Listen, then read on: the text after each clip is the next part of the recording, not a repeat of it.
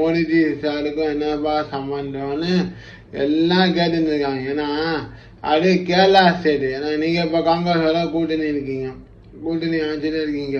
So நீங்கள் போய் டேரக்டாக போய் கேரளா மினிஸ்டர் வினித் அவங்கண்ணா வினிதா பேர் ஒன்றும் ஏதோ ஒரு பேர் ஓகே, அவங்கள்ட்ட போய் பேசி இது பண்ணேன். மேகலாயான பிரச்சனை சால்வ் ஆகிடும்.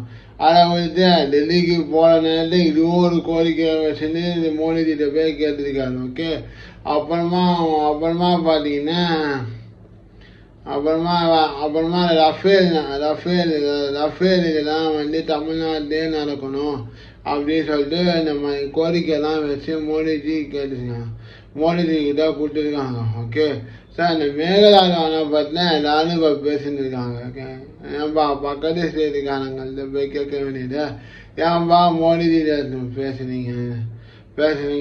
ஓகே சார், இந்த மேகதாது விஷயம் நிறையா அது ஆக்சுவலி காங்கிரஸ் கூடிய டிசிஷன் பண்ணிக்கிறாங்க. ஏன்னா இவரும் காங்கிரஸ் போனால் கூட்டணி இருக்காரு, டிவிகேவும் கூட்டணி கட்சின்னா நம்ம ஜெயிச்சிருக்காரு.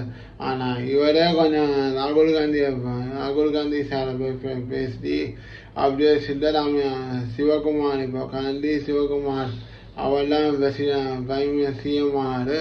ஸோ சிவகுமார் சார்கிட்டே இருந்தார். ஸோ அவர் போர்ஷன் முடிஞ்சிட்டு இப்போ சிவகுமார் சார் வந்து பெங்களூரில் வந்து சிஎம் ஆனார். சார் நீங்கள் அவங்கள்ட்ட பேசினாலே இந்த மேகதாது பிரச்சனை முடிஞ்சிருக்கும். ஸோ இதெல்லாம் சிஎம் தமிழ்நாடு சிஎம் போன வாரம் டெல்லி போயிட்டு இதெல்லாம் கொடுத்துருக்காரு. ஓகே, ஸோ ஆனால் எதிர்பாராத விதமா அடுத்த நாளைக்கு பார்த்தீங்கன்னா 12 மணி ராகுல் காந்தியை மீட் பண்ணிட்டு ஏதோ லஞ்சுக்கு ஏதோ கூப்பிட்டுருக்காரு போல, ஆனால் அது கேன்சல் ஆகிடுச்சு. ஓகே, அப்புறமா அமித்ஷாவை மீட் பண்ணோம் பார்த்தாரா, அதுவும் கேன்சல் ஆகிடுச்சு. அந்த நேரத்தில் பார்த்தீங்கன்னா அமித்ஷா சார் வந்து டெல்லி சிஎம்மை மீட் பண்ணியிருக்காரு. ஓகே, ஒரே அப்பாயின்மெண்ட் நாளைக்கு வேணாம் சொல்லிட்டுனா இந்த இது பண்ணி கடைசியில் விஜய் சார் வந்து 10 மணி ஃப்ளைட் பற்றி 12 மணி சென்னை வந்துட்டார். ஓகே, அப்புறமா வேற என்ன பொலிட்டிக்கல் நியூஸ் பார்த்தீங்கன்னா அடுத்தது பார்த்தீங்கன்னா